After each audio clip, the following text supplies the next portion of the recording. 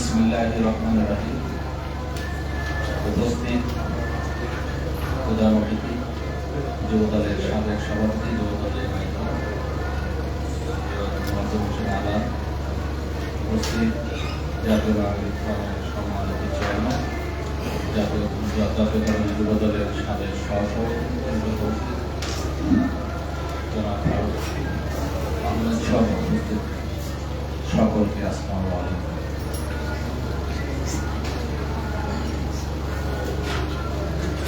বিসমিল্লাহির রহমানির রহিম। জাতীয় বিপ্লব ও সংহতি দিবসের চেতনা জুলাই গণঅভ্যুত্থান থেকে আজকে বাংলাদেশ শীর্ষক আলোচনা সভার মূল প্রবন্ধ পাঠ করছি।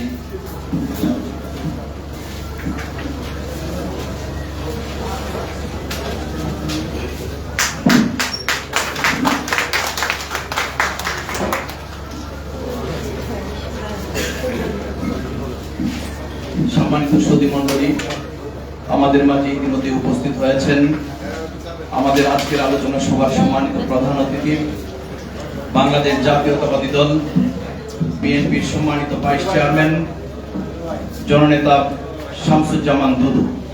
আমরা জাতীয় নাগরিক ফোরামের পক্ষ থেকে তাকে আন্তরিক অভিনন্দন জানাচ্ছি। আমাদের মাঝে উপস্থিত হয়েছেন বাংলাদেশ জাতীয়তাবাদী ছাত্র দল কুষ্টিয়া ইসলামী বিশ্ববিদ্যালয় শাখার সাবেক সংগ্রামী সভাপতি, জাতীয়তাবাদী যুব দলের সাবেক যুগ্ম সাধারণ সম্পাদক জনাব এস এম মিজানুর রহমান। আমাদের মাঝে উপস্থিত রয়েছেন প্রজন্ম একাডেমির সম্মানিত সাধারণ সম্পাদক, খ্যাতিমান সাংবাদিক জনাব কালাম ফয়েজি।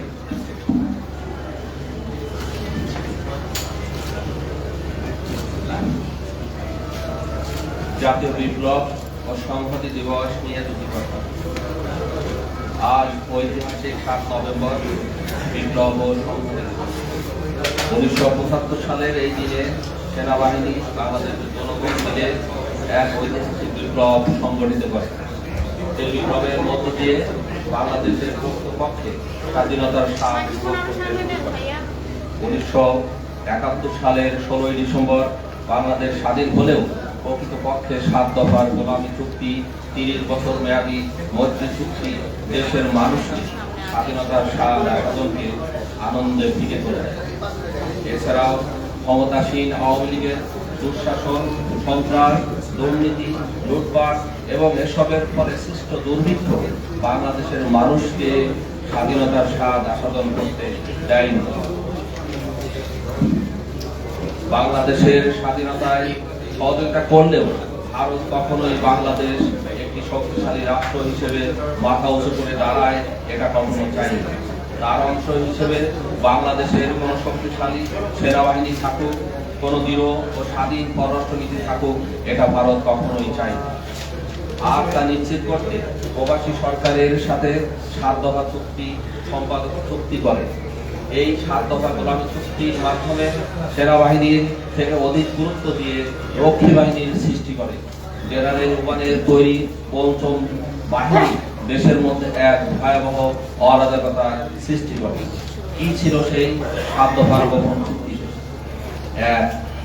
ভারতীয় সমরবীরদের তত্ত্বাবধানে আধা সামরিক বাহিনী গঠন করে গুরুত্বের দিক হতে অস্ত্র শস্ত্রে ও সংখ্যায় এই বাহিনী বাংলাদেশের মূল সামরিক বাহিনী হতে বড় তাৎপর্যপূর্ণ হবে, যথা রক্ষী বাহিনী।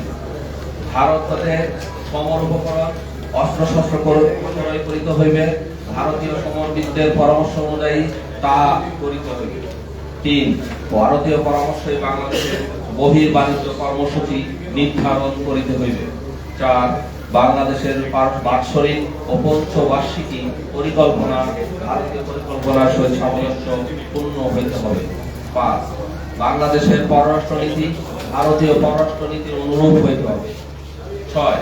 বাংলাদেশ ভারত চুক্তিগুলি ভারতীয় সম্মতি ব্যতীত বাতিল করা যাইবে না। 7. ডিসেম্বর 5 যুদ্ধের পূর্বে স্বাক্ষরিত চুক্তি অনুযায়ী ভারত যে কোনো সময় যে কোনো সংখ্যায় বাংলাদেশের অভ্যন্তরে প্রবেশ করতে পারিবে, এবং বাধা দানকারী শক্তিকে চুরমার করিয়া অগ্রসর হইতে হইবে। জাতীয় রাজনীতি ৭৫ থেকে ৬৫ অলি আহমদ পৃষ্ঠা ৪২০। অন্যদিকে তাদেরই আরেকটি গ্রুপ জাসদ বাংলাদেশের প্রতিরক্ষা সেক্টরকে দুর্বল করতে অফিসারবিহীন সেনাবাহিনী গড়ার লক্ষ্যে ভিতরে ভিতরে বিপ্লবী সৈনিক সংস্থা গড়ে তোলার কাজ চালিয়ে যাচ্ছিল। দেশ পরিচালনায় শেখ মুজিবের মতো এক বিশাল মহিরের চরম ব্যর্থতায় বাংলাদেশ তখন প্রায় একটি ব্যর্থ রাষ্ট্রে দ্বারপ্রান্তে উপনীত। ১৯৭৫ সালের ১৫ আগস্ট বাংলাদেশ সেনাবাহিনীর প্রতিবার মিড লেভেলের অফিসার কর্তৃক এক সেনা অভ্যুত্থানে সপরিবারে নিহত হন শেখ মুজিবুর রহমান। এ সময় তার দুকন্যা দেশের বাহিরে থাকায় এই হত্যাকাণ্ড থেকে রক্ষা পায়। মুজিব পরবর্তীতে কালে খন্দকার মোশতাকের নেতৃত্বে আওয়ামী লীগ সরকার নতুন রূপে রাষ্ট্র পরিচালনা শুরু করে। শেখ মুজিবের ঘনিষ্ঠ হিসেবে বিবেচিত অনেক নেতাকে আটক করে জেলে নেওয়া হয়, যাদের মধ্যে সৈয়দ নজরুল ইসলাম, তাজউদ্দিন আহমেদ, আবুল হাসান, মোহাম্মদ কামরুজ্জামান, ক্যাপ্টেন অবসর মোহাম্মদ মনসুর আলী অন্যতম। ১৯৭৫ সালের ৪ নভেম্বর জেলখানায় আরেকটি হত্যাকাণ্ড, জেলখানায় ৪ নেতাকে নিহত হন। এর আগের দিন ৩ নভেম্বর বাংলাদেশ সেনাবাহিনীতে ব্রিগেডিয়ার জেনারেল খালেদ মোশাররফ এবং ৪৬ পদাতিক ব্রিগেডিয়ার কমান্ডার কর্নেল শাহবাজ জামিলের নেতৃত্বে আরেকটি সেনা অভ্যুত্থান সংগঠিত হয়।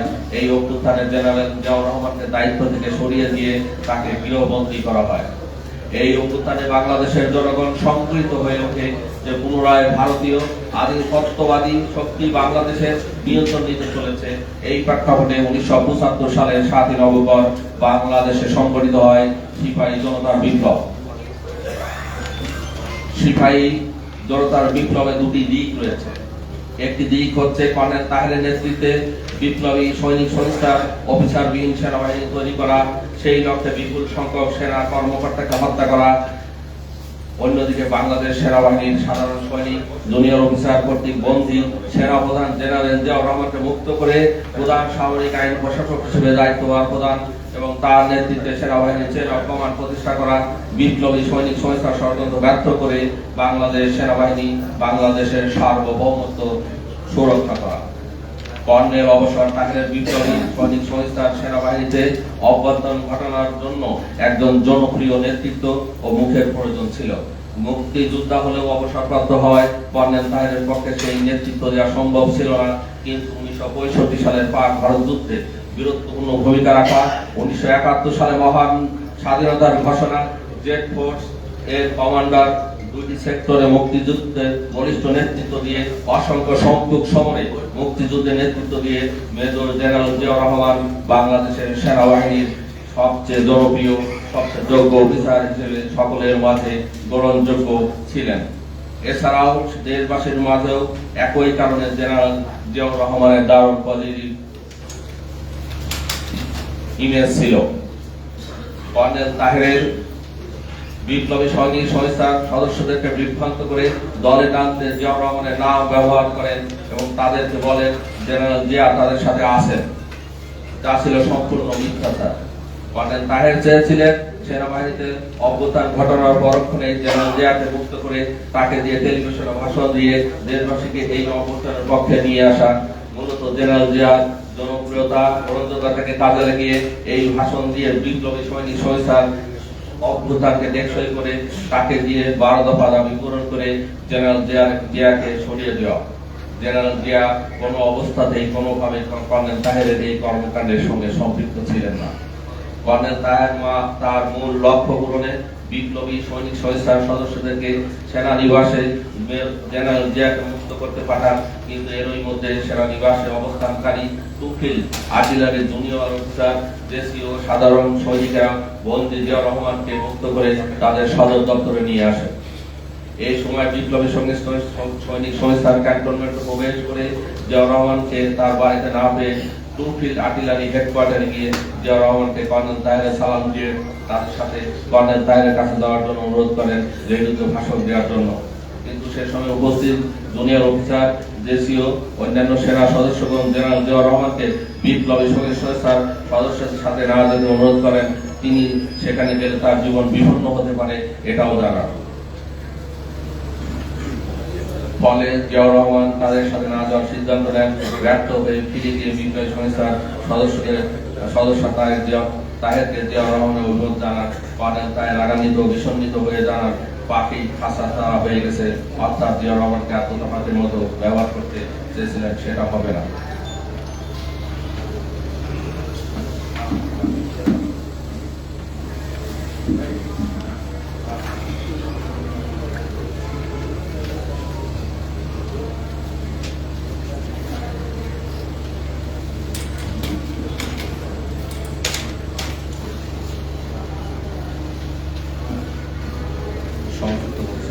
বিগত 15 বছর বিরোধী দলগুলোর আহত একের পর এক আন্দোলন শেখ হাসিনা নির্যাতনের রোলার চালিয়ে যেভাবে দমন করেছে, ঠিক ওই একই কাটায় ছাত্রদের এই আন্দোলনকে দমনের কৌশল হিসেবে বেছে নিয়েছিল। কিন্তু আতঙ্কে শেখ হাসিনার পরিবাহিনী একের পর এক কাজ করতে থাকে। সরকার বিরোধী রাজনৈতিক দলগুলো, বিশেষ করে বিএনপি, জামাত, ইসলামী আন্দোলন, গণ অধিকার ফোরাম, গণতন্ত্র মঞ্চ, মাদ্রাসা ছাত্র, প্রাইভেট বিশ্ববিদ্যালয়ের ছাত্ররা প্রভৃতি ছাত্রদের আন্দোলনে কৌশলে সামিল হয়। তারা নিজেদের দলীয় পরিচয়, দলীয় পরিচিতি, নিজেদের নেতাদের ব্যবহার না করে স্বল্প পরিচিত নেতাকর্মী সমর্থকদের বিপুল পরিমাণে এই আন্দোলনের সাথে সম্পৃক্ত করে।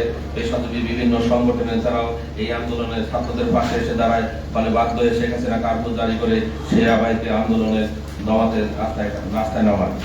কিন্তু মাঠে সেনাবাহিনী, জুনিয়র অফিসার, জেসিও, সাধারণ সৈনিকেরা এই আন্দোলনের ছাত্র জনতার আন্দোলনের দমনের পরিবর্তে তারা তাদের পাশে দাঁড়ায়, তাদের উপর গুলি চালাতে অস্বীকৃতি জানায়। ফলে ছাত্র জনতার আন্দোলন রূপ নেয় সেনা জনতার আন্দোলনে। সেনাবাহিনীর সিনিয়র অফিসাররা যারা সরকার শেখ হাসিনার সুবিধাভোগী প্রবল অনুগত ছিলেন, তারা জুনিয়র অফিসার ও সৈনিকদের এই অবস্থানকে কার্যত অসহায় হয়ে পড়ে। এই অবস্থায় বাংলাদেশের সেনাপ্রধান জেনারেল ওয়াকারুজ্জামান ঐতিহাসিক ভূমিকা পালন করে। তিনি ছাত্র জনতা ও সৈনিকদের মনোভাব উপলব্ধি করে ব্যক্তিগত সম্পর্কে বর্জন ছিন্ন করে দেশের স্বাধীনতা, সার্বভৌমত্ব, স্বার্থকে রক্ষা করতে আন্দোলনকারীদের উপর হাসিনার গুলি চালানোর নির্দেশ উপেক্ষা করেন। ফলে শেখ হাসিনার পালিয়ে যাওয়া ছাড়া আর কোনো গত্যন্তর ছিল না। শেখ হাসিনা তার লেসপেন্সার সহযোগীদের না জানিয়ে ভারত পালিয়ে যান। লক্ষ লক্ষ ছাত্র জনতা, সৈনিক মুক্তির আনন্দে সারা দেশের রাজপথে নেমে আসে। মুহূর্তেই সারা দেশ থেকে ফেসিবাদের প্রতিটি আইকন ধ্বংস করে দেয়। ছাত্র জনতা ফুল দিয়ে সেনাপতির অভিনন্দন জানায়। সেনা সদস্যরা ছাত্র জনতা থেকে আর্ম পার্সোনাল ক্যারিয়ার উপরে উঠে বিজয়ের সহানুভূতি প্রকাশের সুযোগ করে দেয়। ঠিক যেন 1975 সালের 7ই নভেম্বরের পূর্ণ চিত্রায়ন। একই বিপ্লব যেন 50 বছর পর পুনর্দৃশ্যায়ন। বাংলাদেশের ইতিহাসে সেনাবাহিনী দুইবার ক্যান্টনমেন্ট থেকে বেরিয়ে এসে দেশের সার্বভৌমত্বকে, মর্যাদাকে অক্ষুণ্ণ রাখতে বিপ্লবী ও দেশপ্রেমিক ভূমিকা পালন করেছে। তাদের এই অবদান শ্রদ্ধার সাথে স্মরণীয়। 2024 সালের 5ই আগস্ট ছাত্র জনতার সৈনিকের এই বিপ্লব, 1975 সালের 7 নভেম্বর বিপ্লবের ধারাবাহিকতা, 1975 সালের জিয়াউর রহমানের নেতৃত্বে 7 নভেম্বর বিপ্লব যদি বাংলাদেশের স্বাধীনতা, সার্বভৌমত্ব রক্ষা করতে না পারত, তাহলে আজকের এই 5ই আগস্ট 2024-এর বিপ্লব হয়তো জাতীয় অবলম্বন করতে পারত না। একটি বিপ্লব আরেকটি বিপ্লবের ধারাবাহিকতা। তাই আজকের বিপ্লবীরা সেদিন বিপ্লবীদের শ্রদ্ধার সাথে স্মরণ করবেন, সেটাই জাতির, দেশবাসীর কাম্য। একই সাথে 1975 সালের 7ই নভেম্বর পরবর্তীকালে সেনাবাহিনী ও জনগণ একসাথে মিলে যেভাবে দেশ রক্ষা করেছেন, ভারতীয় রাষ্ট্র থেকে বাংলাদেশের সার্বভৌমত্ব ও অখণ্ড থেকে রক্ষা করেছে, ঠিক একইভাবে 5ই আগস্ট বিপ্লব পরবর্তী বর্তমান অন্তর্বর্তী সরকার বাংলাদেশের স্বাধীনতা, সার্বভৌমত্ব, অখণ্ডতা, মর্যাদা, স্বার্থ রক্ষায় সর্বোচ্চ দায়িত্বশীলতা, দেশপ্রেম, সততা পরিচয় দেবেন। এটাই দেশবাসীর প্রত্যাশা। আল্লাহ হাফেজ।